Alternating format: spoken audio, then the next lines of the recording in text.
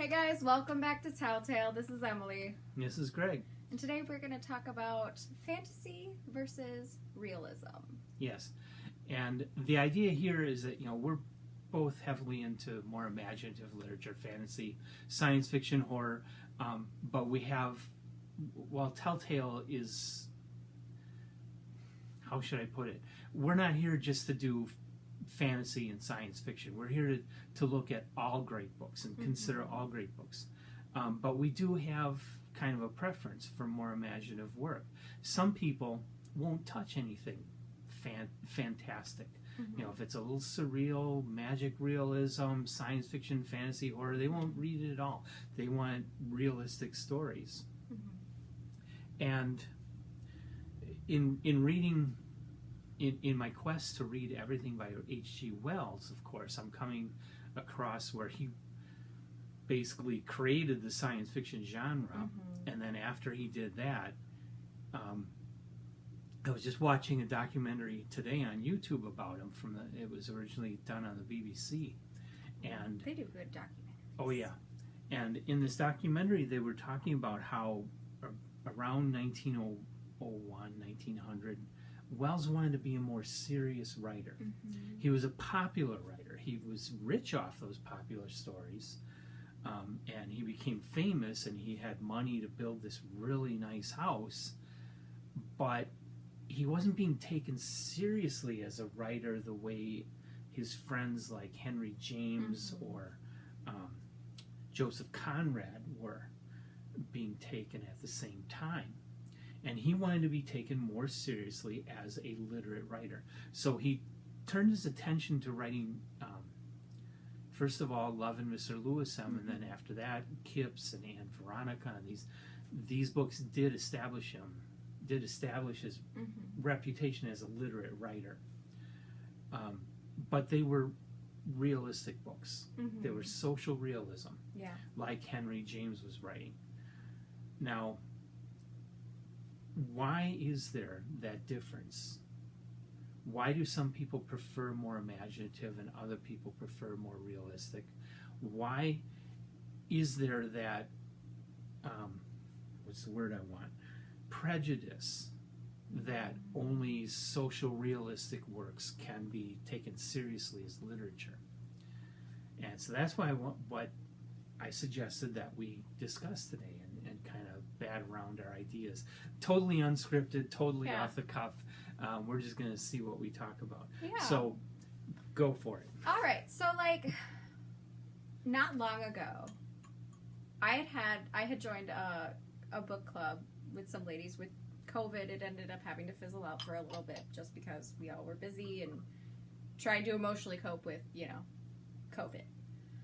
But I had spoken to one of the gals because we had been talking about doing some more fantasy. We had been reading some really nice, historical fiction kind of stuff, very, dramatic. We read where the Crawdad Sings and The Woman in the Photo and things like that, which were really great pieces of literature, but they were all very realism. And so we had been talking about, I had suggested Sandman Slim, which is far the other direction. It's very, action things, whatever. And one of the girls had mentioned that she actually found fantasy a little disturbing. And that really impressed upon me that there was a person who was like that. Because I was just I love fantasy literature. I have always found it to be very imaginative and very original. I have always actually thought it to be far more clever and better than realism.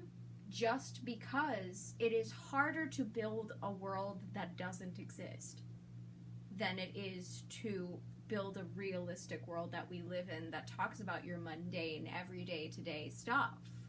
So I had always appreciated fantasy a lot, and she had found it to actually be really disturbing. Particularly, we had been talking about Lewis Carroll, which I understand. That is very, very disturbing fantasy, but it's also really classic fantasy.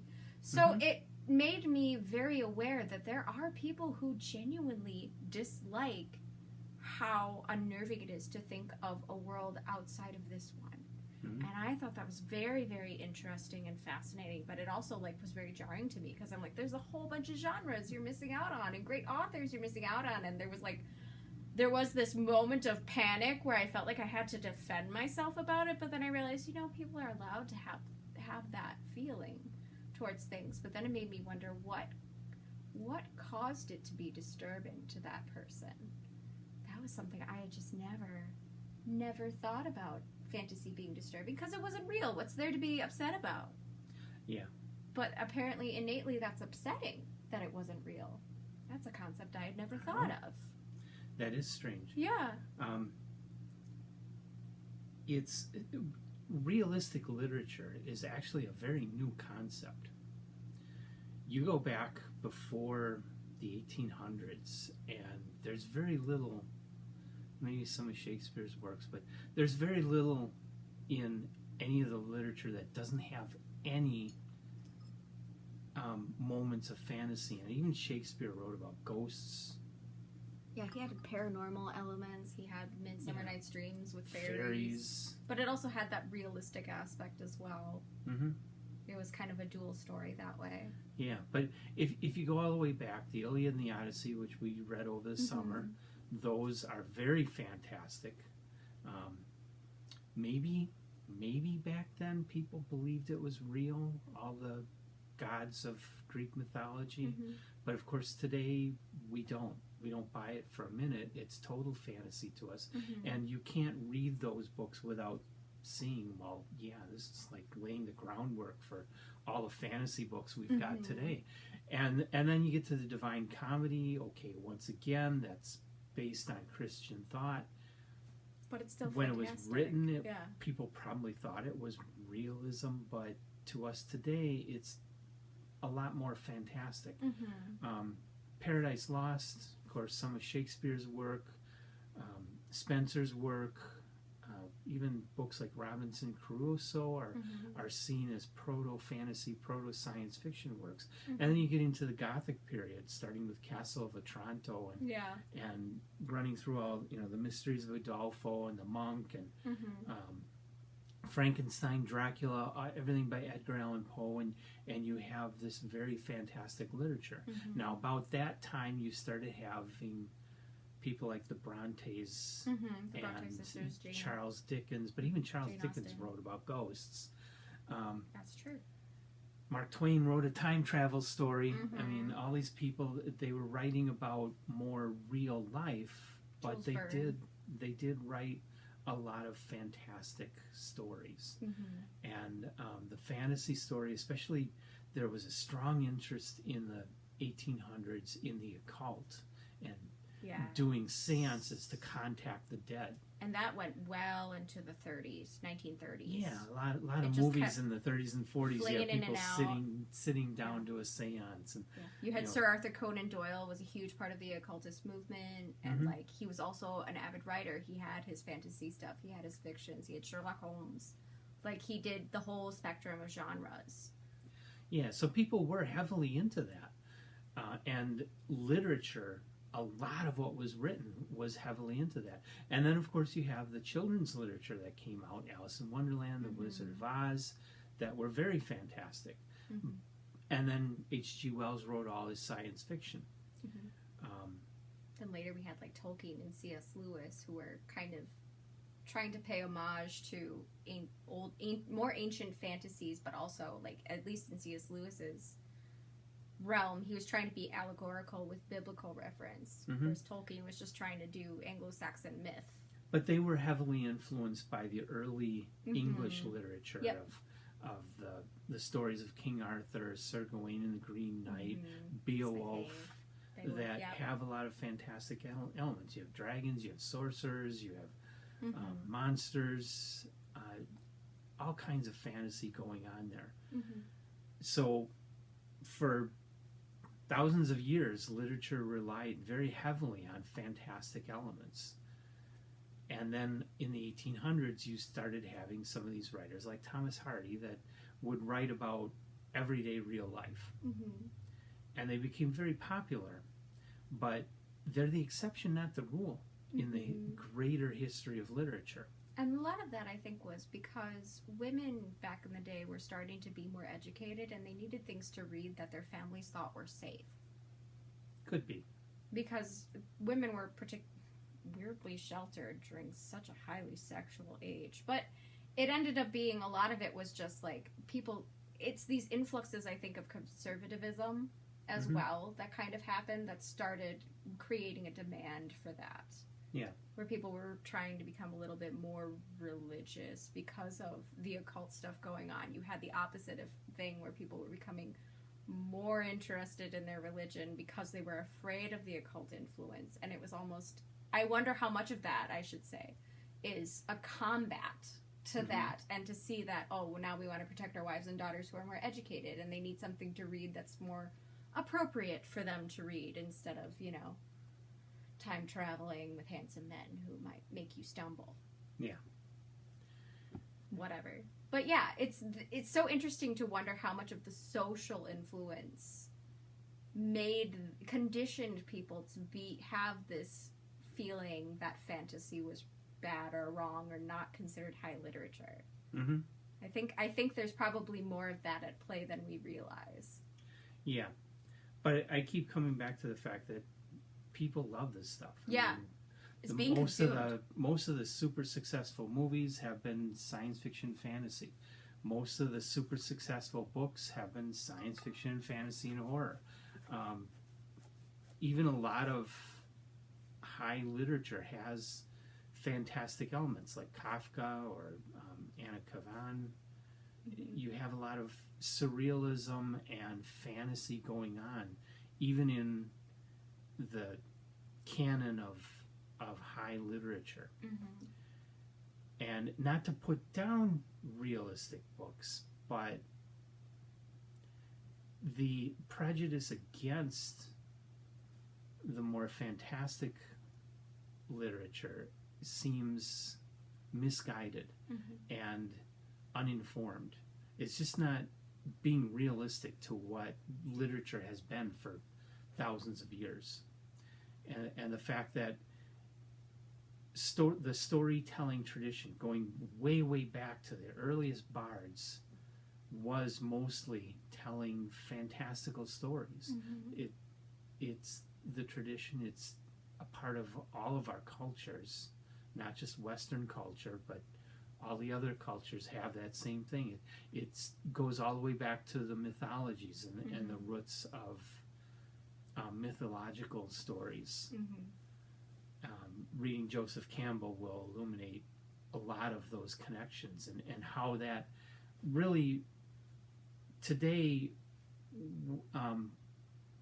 we need that sense of the myth. It doesn't replace religion. Yeah. It's something more that we need in our lives, that feeling that there's something more than just reality. I think it also expands your mind a lot, because it makes you learn how to use your mind's eye to envision a being that doesn't exist. Like, if an author can accomplish that, that's such skill, but if your mind can also accomplish it, like, that's really building a great amount of imagination. And I think that's partly why I enjoy young adult literature, because even in the realism, there's still a lot of that's why I think I love world building so much and make it such a big criteria for a lot of what I'm reading, is because my mind does have to stretch a little more and try a little harder to envision these circumstances, these beings, these people, these creatures, whatever, this particular architecture, whatever your brain is trying to wrap itself around. Right. And I enjoy the challenge of that. Right. And I suspect other people enjoy the challenge of that as well, and they're probably like me too, where when they see the movie of the book that was just done, you're like, oh, that's disappointing. My mind came up with a better monster than that. Like, I was super... Did you guys remember the Beowulf movie? Do you remember that? And Grendel was such a freaking disappointment to everybody. Oh my gosh, what year was that? 2002? Something like that. Yeah, it was way, way back in the day. Like, I was in high school when that came out, and I was just like, we had just finished reading Beowulf too in high school when I went to go see it in theaters, and it was like, That is the most disappointing monster I've ever seen in my life. I envisioned something far greater than that in my mind's eye. Yeah. But I think when we are able to do that, it's almost more successful. Like, if you could say, oh, the movie was worse because I could envision it better, I feel like the author really accomplished their goal, is getting people to stretch their brains and minds to see something that fantastic. Right. And while I was watching on YouTube last night, an interview done quite a while ago with Ursula Le Guin. Oh, I love her. And she was saying how she resented being called a science fiction writer, but she made a very important point of what happened in the 50s and 60s with a lot of writers, is that at that time science fiction wasn't taken seriously. It was looked at as kid stuff. But the writers that really wanted to stretch the limits and experiment with writing, they couldn't get the regular publishers to publish their work. So they were taking it and submitting it to the science fiction magazines. And the science fiction magazines were seeing that they were so different and fantastical, they published it. And that's how writers like Harlan Ellison, J.G. Ballard, Brian Aldiss, and Ursula Le Guin got started and got pigeonholed as science fiction writers, is because to market the kind of writing they wanted to do, the only market that was open-minded enough was the science fiction market. They went to where they were appreciated. Exactly. Where space was made for them. So science fiction and fantasy allowed them to use their imaginations, use their creativity, and write what they wanted to, rather than having to write what the big publishers were marketing as bestsellers. And that allowed them to write their greatest works. So, like the Left Hand of Darkness, it is science fiction, but it didn't come about from a desire to write a science fiction story. It came about from a good writer with a great idea. Well, ultimately, it came from the same type of thinking that resulted in all science fiction stories, is that she sat down and she said, well, you know, obviously she was heavily into feminism, and feminism was still a very small thing in the 60s, and she was looking at that and going, well, what if you didn't have a difference between the sexes? Asking that simple question led her to want to write a book which examined a society that would be without that. And so she came up with this world, with this race of people that I guess in general they seem human, but they have the difference from earthly humans in that they became sexual once a month, and at that time they could be either male or female, and they never knew which they were going to be. So their persona then develops completely without any sexual orientation. Because you have no sexual orientation, you could be anything next month, and so it doesn't. It created a society where it just completely didn't matter. And now, how did that change society? That's what she wanted to write, because she, you know, from a standpoint of wanting to examine a feminist issue, and the only way to really ask that question and examine the results is to do what every science fiction writer does. Yeah. And it resulted in one of the great science fiction novels. I think that's what's so impressive about fantasy, is that, like, we can write realism, I think, fairly easily, because we have experienced a lot of the situations that realism, a lot of the drama and things, we as a human can understand those processes.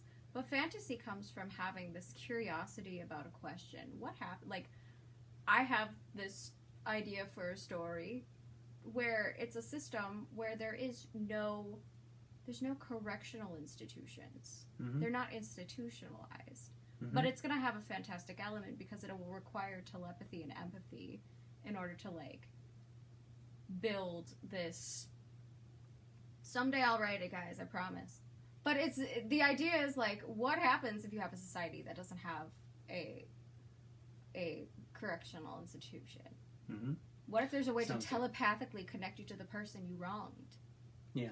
What does that look like? Like, just asking these questions on how, like, these what-ifs to build this world that is so outside the realm of what we're used to.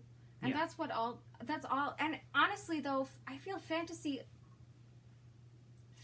almost feels more real to me sometimes. I'm more myself when I'm in a fantastical element than I am in my own real world sometimes. Okay. Like, when I'm part of, like, stage productions, I find I'm more myself when I'm not myself at all. Yeah. I get this opportunity to explore this part of my personality that I don't usually show, but I have to for this particular role or something like that. Mm-hmm. And I think that's all fantasy writers are doing, is becoming more themselves by putting themselves in not at all familiar worlds and situations, and then building characters that way.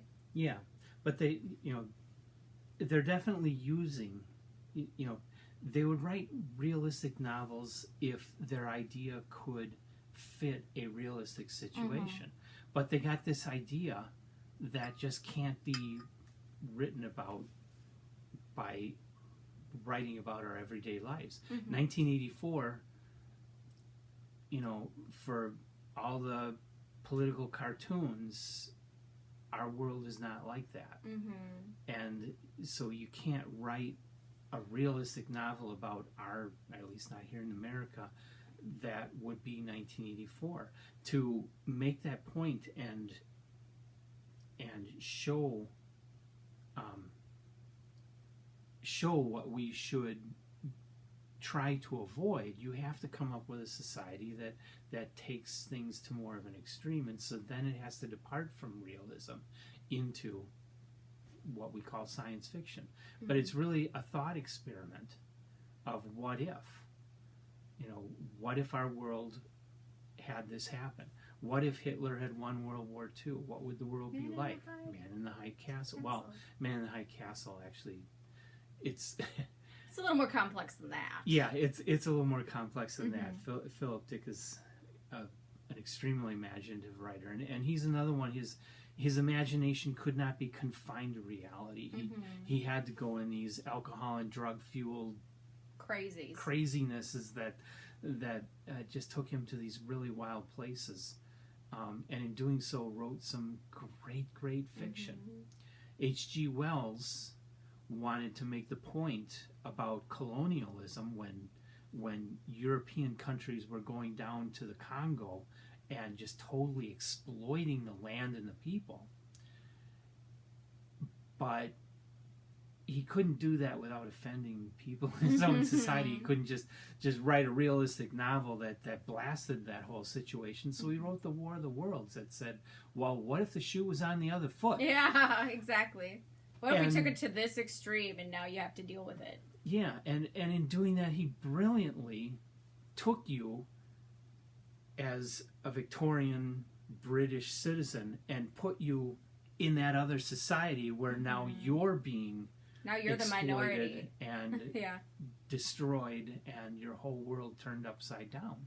And so how do you feel when you have these advanced technologies coming into London and just blasting everything in sight, which is what Europeans were doing in the Congo? Yeah. How would you feel if it happened to you? Yeah. I think what's also interesting is that most of children's literature is fantasy. Mm-hmm. The educational stuff like the ABCs, I guess you consider realism to a degree. Unless it's on Sesame Street. Unless it's on Sesame Street, then you're dealing with a fantasy and you got element. Cookie Monsters. I just think it's so interesting that if that's what we're raising children on, why is there this separation? That even makes it a greater question to me. Why is there this separation of high literature as realism versus fantasy when we are raising our own children in our society on fantasy initially? Yeah. Like, is that just perpetuating the idea that it's kid stuff? I don't know. But I think Like, it does, yeah. I think it does, but at the same time, like, we have such great works of literature that are so far beyond complex, and like, it's I don't know, that's just such a hard thing to try and pinpoint. Do you have a particular book that you like, that's your favorite, that's a realism kind of book? Tess of the D'Urbervilles. Yeah.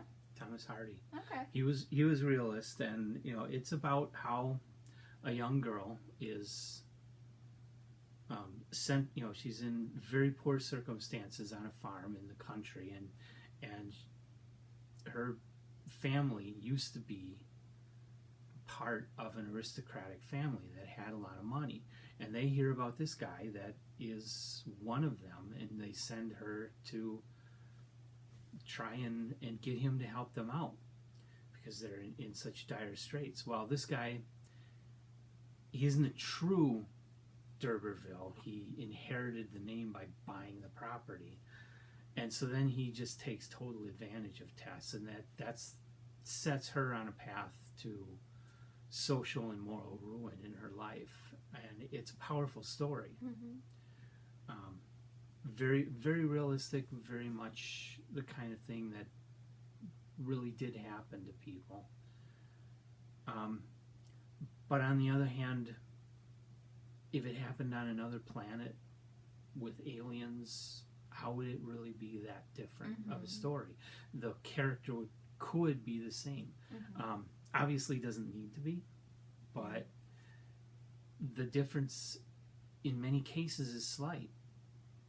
Not to say that fantasy and science fiction are just window dressing, because like I said, the best of the writers utilize that other world to illustrate our world. You always say it, and I've actually come across it twice on YouTube in the last 24 hours, where science fiction stories are not about the future, they're about today. Yeah.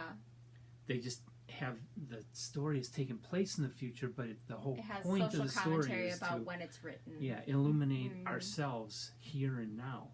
And there's just no better way for them to do it than to bring in all the aliens and robots and black holes and stuff, because it puts their characters in situations that they could never encounter in the real world. And it forces your empathy more as a person living in reality. It forces your empathy more for the characters who are most like you. Yeah. Like, you can relate to that, and you can be put into that extreme situation. You could see yourself there and be like, oh my goodness, like, what does this say about me as a person? Or, like, who am I? And sometimes I find myself being, who of the two of these, me versus this alien, the humans versus the aliens, who am I most like? And why do I empathize and relate to whichever one the most? And it really just brings about, I think, more questions about myself personally. I feel like, I think it puts you in such an extreme circumstance that it forces your empathy a lot more. It makes you think a lot deeper and really, like, get into the nitty gritty of stuff. That's what H.G. Wells did in all of his work. All of his work is all about the average Joe, working guy, being put into a situation that he wasn't planning, wasn't expecting, and how does he deal with it? Even when Wells wasn't writing science fiction or fantasy, when he wrote social realism like Love and Mr. Lewisham, it's all about taking the average guy and putting them in a situation and seeing how they're going to react. When the Sleeper Wakes totally did that, took an ordinary guy and put him in the far future where all of a sudden he's extraordinary, but he's not expecting it because he just woke up. Yeah. And it's like, Right. WTF, and he has to try and deal with this crazy situation he's been thrown into. Or, Wells once made a comment that a really good situation is what if you woke up one morning and walked outside and a pig rocketed over the fence flying into the air? How are you going to react to that? Yeah, what are you going to do? And he relished utilizing that vehicle for his characters, and that's what his fiction was all about, is take the average guy and put him in a situation and see what's going to happen, what's going to develop from it. Totally what you were saying about what you were saying the just before. the commentary of the now. Mm-hmm. and be like, it's not about the future, or it's not talking to the issues of what we could encounter. It's talking about the issues we're dealing with now, and then like exploding them. Or this is the end result of that line of thinking. Yeah. Is that the world you want to live in? Kind of thing. I totally do believe that, because that's really what they were doing back then. I think that's what all fantasy is doing, is making social commentary on the era in which they were written. Horror is the same thing. I think one of the things my husband and I talk about too a lot is that a lot of the best horror fiction, for film, for books, for anything, comes out when we are living in a more conservative political atmosphere. Okay. That's a common pattern, where you get a lot of really great horror stuff coming out of very, very conservative like political climates. Right. Because a lot of people see, not that this is true necessarily, but a lot of people see a lot of toxicity in conservatism, because it is very elite. It does come across as very elitist to some people. They think they're trying to make the world more exclusive. And that's not necessarily the case, but it just takes those ideas and perpetuates it to certain circumstances. Like, what if, somebody does want to slaughter all the virgins? I don't know. Like, they're the only ones that seem to survive in the end of horror movies. So, but what if somebody decides to go after the virgins this time? Or what if somebody's going after all the sexually promiscuous people? Or, what if the zombies only go after the males or the females? Or, I can't even remember the name of it, but when I was a kid, there was this really great like sci-fi book where all the adults disappeared and the kids all had to raise themselves. I can't even remember what the book was, but the story was so impressionable on me. Like, what would this society do if suddenly all the adults died off and the kids were all that was left? Like, how would the kids survive? What would they do? How, would they be next when they hit a certain age? You don't know until you read the story and you explore those ideas. And yes, they're terrifying, but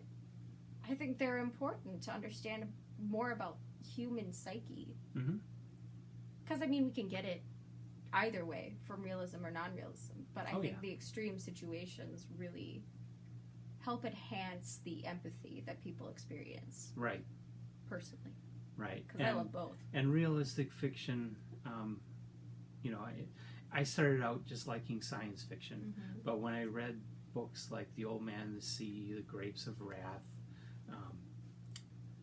Tess of the D'Urbervilles, I was blown away by those books, because I saw in those basically the same kinds of things that I liked about science fiction, and that is the characters being put in situations, and what if they're put in that situation, now what's going to happen?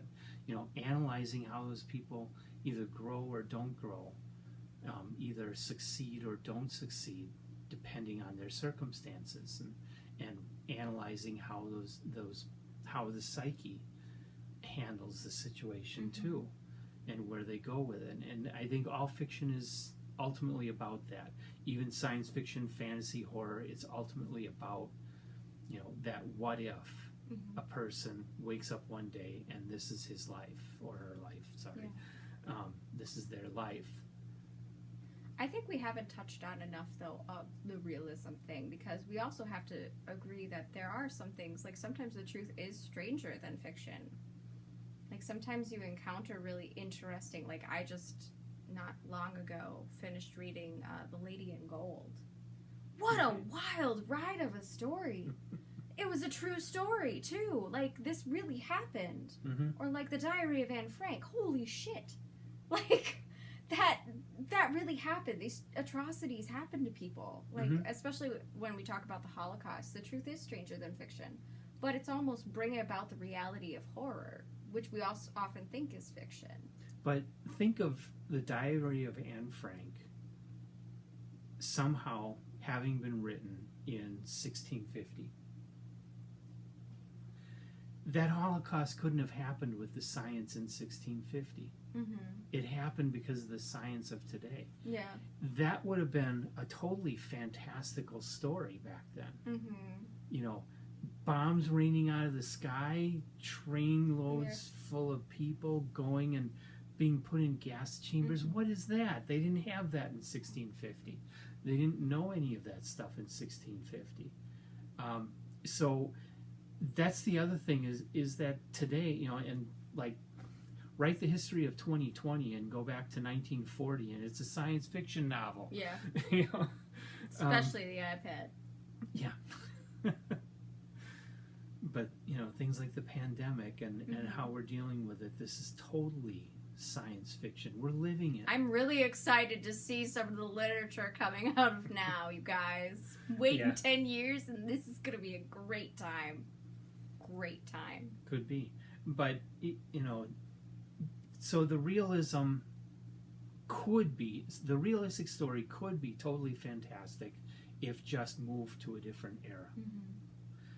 But, you know, because it's written about an era that does exist and has happened, that makes it realism. That's really the only difference we're talking about here. I have a really great, kind of controversial question, maybe. Okay. And I kind of want to see what our viewers do, too. I want you guys to comment on this, if you have an opinion on it. But do you believe people who enjoy realism enjoy it because of ignorance? Now, I'm not talking about stupidity. That's different. But do you think people enjoy realism because they're ignorant of some of the things that actually go on in reality? Do you think it's more sheltered people, potentially, who enjoy realism more than fantasy? Do you think it's, you know, what do you think causes that? I want to kind of pose that question to our audience a little bit because I'm interested to see what people respond with.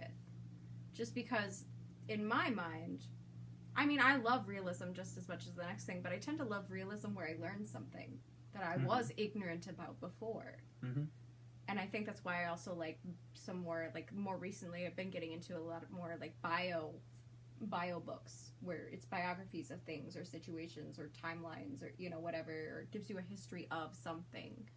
And I think I enjoy those more when I learn something new from it, because I was ignorant of it before. And I'm wondering if that is the appeal of realism and how much people agree with that or don't, or what they think the appeal of realism is. And you can even write it about fantasy too. Do you think people like fantasy for the same reason? Because they're ignorant of a world that doesn't exist. So now you're delving them into it. I'm wondering how much of that plays into it. So yeah. Well, I do think a lot of fiction in general, nonfiction is a totally different animal. Fiction in general, you know, my everyday life is go to work, come home, eat supper, read a book, go to bed. Sometimes do these videos. Very boring. Yeah. Yeah, every 3 weeks we get together and do some videos. Especially with a pandemic. Like, where is there to go except books? Yeah, there's movies? a lot that you can't do. You Yeah. can't have large gatherings. You know, it's creating a lot of problems, but it's also creating a lot of boredom. Nobody wants to read that book. You know, the bio of my life. Nobody wants to read that, including me. I want something a little more interesting, something a little more out there. Something a little more weird would be cool, which is why I like H.P. Lovecraft and Critical Mass. Woo! Shameless plug. Read it. Buy it. Seriously. Freaking great. Anyway. Yeah. Okay. That's why I like that stuff. Is it takes me away from that go to work, come home, eat supper, go to bed, get up, go to work. You know, just it breaks constantly up the mundane. repeat every day. That's you know, if that's all I have to live for. Eat, pay bills, and die.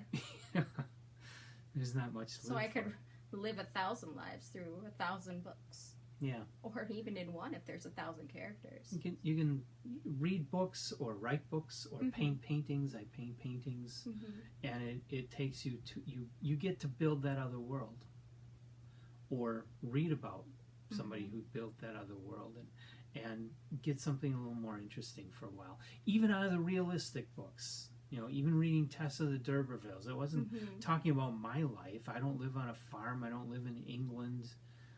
There's no rich people taking I'm not advantage Jane Eyre. of... Yeah, I love that exactly. book. It's a great book. You know, the realistic books, you know, Grapes of Wrath, there's no dust storms, although yesterday the wind was. Yeah, it was pretty bad here. Gosh, knocked out my internet the last 3 days. But there's no dust storms, there's no Okies, there's no mass rush to California. That did happen. Mm-hmm. That was real. But it's not happening in my life today. It has nothing to do with where I'm at today. Most exciting thing I dealt with today is going to the grocery store or doing these videos. Finishing my book. That's it, yeah. So the books take us to places and introduce us to people and lives that we can't have in our own. And that's something I think that we need. We need that something more. And that's why there's that need for the mythologies also. It's something greater than our everyday dreary life. It makes it a lot easier to get up the next day and face doing the same thing all over again. Yeah, ultimately there's so much good merit in both. Like, just realism it's great for the escape. Fantasy is too, and you're allowed your preferences and stuff. It's just interesting to talk about it because there are some people who are really far right and far left, you know, far to one side and far to the other when it comes to what genres they prefer. And it is an interesting discussion to have because, yeah, there's merits of both, but there's certainly a person for a type of story or for a particular author or for a particular book. Yeah. And we're just happen to be fantasy people.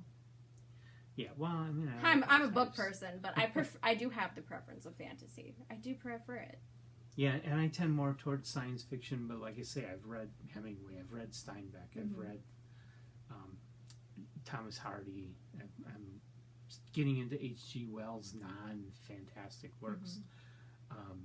You know, you've read Scott Fitzgerald. Yeah, so, I like you know, Scott Fitzgerald. And then there was At the Sign of the Jack-o'-lantern, which we loved, even though we were expecting fantasy. More fantasy, but it had such a lovable, great characters. It was great. It was fun. That was really hilarious. Great. We did enjoy that one a lot.